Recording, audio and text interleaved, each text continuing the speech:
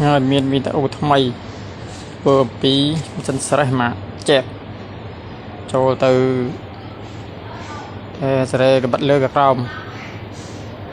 ចុចអាហ្នឹងឲ្យជាប់មកវាលោតអស់អញ្ចឹងហើយយើងចុចលើសញ្ញាតិចប៊ូកហើយសញ្ញាពេតអញ្ចឹងអារូបមកជុលឲ្យមានកត្រៃហ្នឹងអាហ្នឹងគឺក្បិតលើអញ្ចឹងយើងមុននឹងចូលយើងចុចអាសញ្ញាកំពុងនៅក្រោមចុចមកហើយ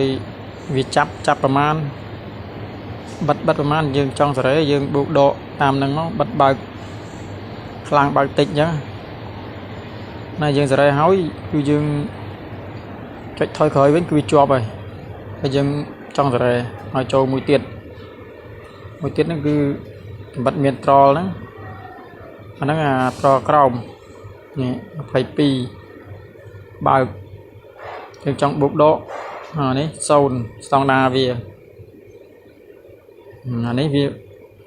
ហក់ចាប់ចង់ទៅឡើងចង់តម្លាក់មានបូកដកហ្នឹងហើយចុចមកទៀតមកអាហ្នឹងវាស្តង់ដាវាគឺ0យើងចង់តម្លើងក៏ដាក់ទៅហើយបើអត់តម្លើងចុចវិញមកឲ្យថយវិញមកចុចខ្វែងចុចអានេះមួយមកចុចនេះមកវាចូលធម្មតាវិញហើយ